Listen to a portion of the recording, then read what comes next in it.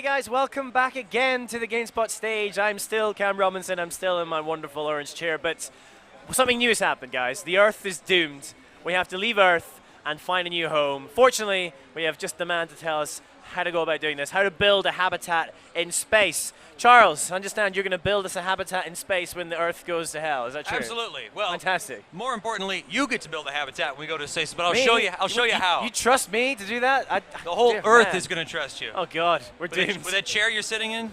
Seriously. Yeah, okay, just come on with me. Commander. All right, so your game is called Habitat? Yes.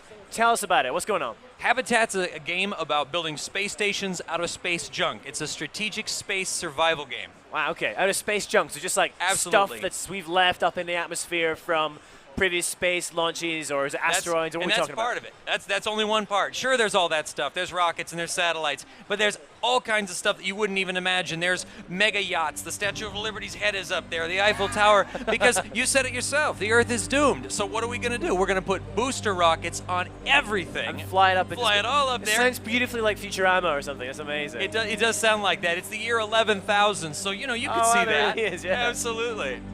So we can walk through the game and let's show you what's going on. Let's do it.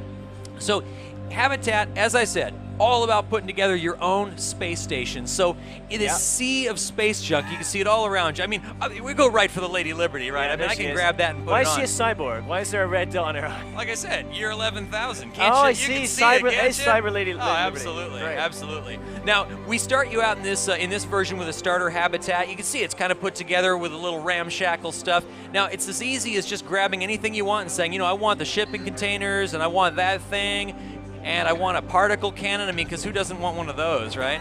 And you have your full option. You can turn stuff around, set it up any way you want to, and your engineers, they're taking care of it for you all at once. Check it out. Oh, yeah. These guys are working hard. You've got mini cam up in the right-hand corner so you can see what they see. It's especially cool when they go twisting and flying off like crazy space knots. And then, of course, as you grow, you're going to need to manage your oxygen, food, electricity on board to keep your people alive. Gotcha. So what you do is you actually upgrade the pieces that you've added. So for this gas tank, it can be an electric generator or an oxygen generator. Now, you can't live in it and you can't grow food in it. So you're going to need to figure out which pieces you need to get bigger, to grow bigger, and have more people on board. Now, eventually, you're going to be so big, there's not going to be any resources around you. That's when you strap on the rockets and you take your city for a spin. You actually fly using rocket physics. Now, you can see with only 2 rockets on board, I've kind of made like a design error here. Clearly, it's only going to be able to, it's only going to be able to What go. are you doing, man? Well, survival in space isn't easy. You just killed mankind's last hope. I like to think of it as bastion. I like to think of it as avoiding hitting the Statue of Liberty's head. Thank you very much. Now, flying around is dangerous in space, but it's not the only issue. You're not the only habitat out there. I mean, there's enemy habitats that are going to be coming to get your resources. Now I see why you want that plasma cannon. Exactly. Not that we're going to get a chance to use that now. But over here, here's a great example of what you can do. You can build as many habitats as you want. Some can be strictly for offensive use. This is my favorite. This is called the Ripper. It's just a big old grappling hook and 2 big rockets. So I just snagged that whole enemy habitat. Now I'm going to play Fire and Forget. It's going to fire both those rockets. We're going to go straight forward. We're going to grab that enemy habitat, yank him in half, and smash him into this guy's yacht. There we go. That was a bit of a suicide mission, though, right? Well, it was, and this rocket is not stopping either. I think it's going to go right into the orbital boundary. It's going to burn up in orbit. So what happens if you go too close? Do you get sucked down into Earth's gravity? You sure do, and it doesn't matter. Doesn't matter whether it's an engineer, your habitat, the Eiffel Tower. If it falls into the atmosphere, it burns up. That's game over for that piece of space junk. So you're building, you're upgrading, you're flying, you're fighting the craziest creations that you can make. I mean, that's what we're encouraging in Habitat. Okay. So it's all about making just like ridiculous bases and trying to survive. So what's the difficulty like? I mean, that looked pretty. Like you willfully destroyed your beautiful thing, and then you also had this massive gun that you created. Exactly. So how difficult is it? The way to think about Habitat's difficulty is we want you to build something that you care about, something that will survive, and as you see, it's a little tough to survive. As you upgrade, you'll be able to buff up your habitat so that you will be able to survive.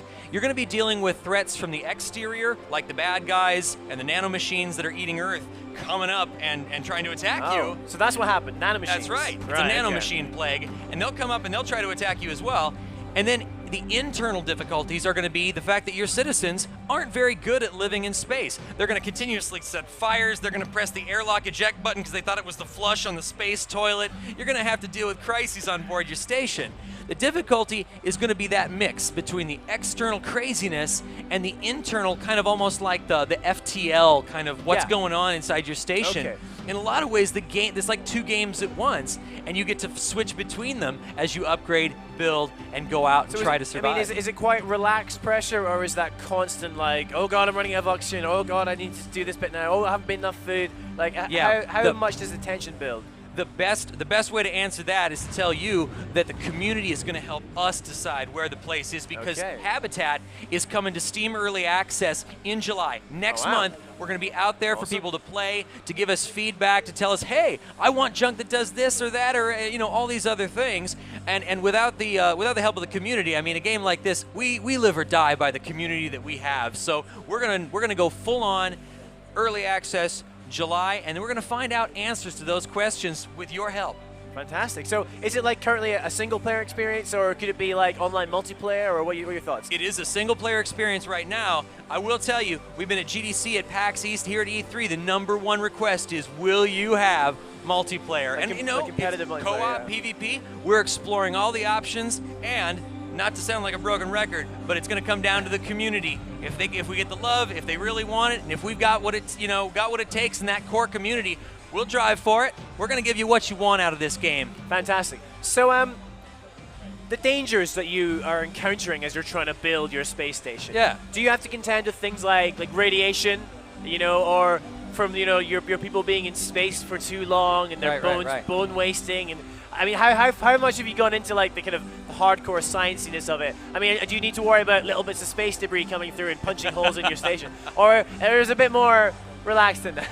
We've encountered some of these questions already as we've built it. One of the things we had to do in the very beginning was we actually had to nerf some of the damage because it would create an unstoppable chain reaction. That's actually a real thing. It's called the Kessler syndrome. Yeah. And you can create an unstable environment in space. Now you're screwed. You'll never be able to fly in space again. Yeah. We actually had to stop that from happening because it wasn't any fun. No. And so things like bone wasting and radiation, the answer is, as we explore it, we say, well, what's going to make this game more fun, more creative, and add to that experience? And if it is fun and it is creative, it's a candidate for going in. If we discover it's not fun and the folks don't like it, well, it's a game. Get it out of there. Well, seeing as it's all about the reaction to the community, if you're watching at home and you have any questions for Christopher, then you should tweet at me right now at CamFrazRob. That's at CamFrazRob. It's like my name split into 3 bits. Anyway, but tweet there, and then those questions I will throw at Christopher, because he obviously wants your feedback. Because you could right now could decide the direction of Habitat, right? Yeah, whatever the first tweet that's says. what we stand by. I mean, if you request something in the game in the next tweet, I can guarantee it'll go in the game. All right, so let's do that. He just guaranteed it. I just guaranteed it. Yeah. I'm gonna fly my little so ship let's around. just show a bit more of the gameplay off here. Absolutely. Well, right now I'm trying to get this thing to not hit the nuclear missile, and I totally failed. Why is there a nuclear missile in space? Yeah, well, like I say, people are asking, well, what's the Statue of Liberty doing in orbit? And I'm like, well, why wouldn't it be there? Will, we have our first question. Sure. Are you ready? Are you ready? I am. So Stuart Hopkins says, could I expand habitats outside our solar system? ? How big is the universe? How big is your gameplay universe? So, in its current version, Habitat is really focused on Earth orbit, and we have several different orbits that we plan to work in. So one is your sort of a close in Earth orbit, and then we're going to go all the way out to what's called the graveyard orbit, where everything is sort of dead. For us, that's almost like, it's going to be like an alien graveyard experience. You're going to find very strange stuff out there. Now, we're trying to keep Earth sort of central to the plot of the game, and so right now I can tell you it'll be an experience that'll start from Earth and go significantly out past into orbit. Could we go to other planets? Well, I guess we'll have to find out. But for now, we want to Good keep question. Earth part of that experience. Good first question. So Habitat was Kickstarted, is that right? That's right. Yeah, we tell had me a about that Kickstarter. process. How was that for you guys? It was incredible. Kickstarter, we did a 30-day Kickstarter starting on April 2nd. We felt it would be a pretty bad idea to start a Kickstarter on April Fool's Day. Yeah. Probably not a good idea. Yeah. So we waited 1 day and then we fired it off. Now we went for 30 days. We set a target of $50,000. We got such a great response from the community. We raised $64,000. We were so grateful, and we continue to be grateful that we have the money to survive and build this game and get to early access.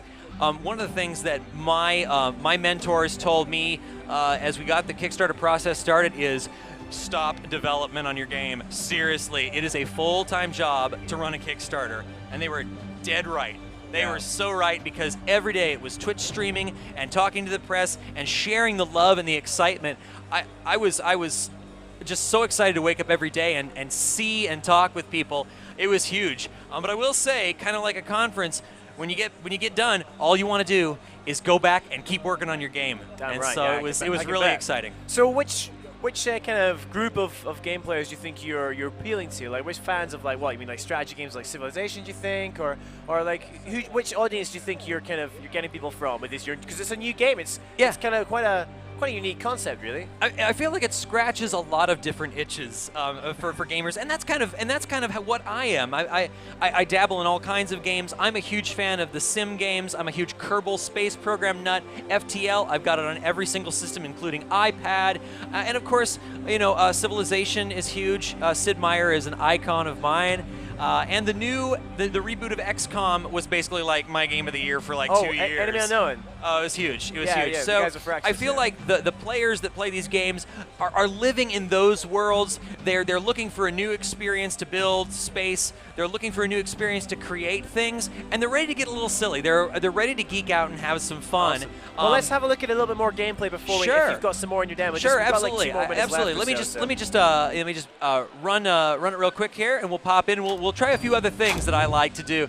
Let me drop a few of these shipping containers. We talked about that particle cannon. We didn't get to use it. I want to use it. Let's get this thing on board. So I'm going to put the particle cannon right here next to the gas tank, because that's a good idea. That's a brilliant idea. And I'm going to go ahead and select this guy right here. I'm going to upgrade it so we have enough electricity to fire this bad boy. And while I'm waiting for these guys to bring their stuff in, say hi to the space dog.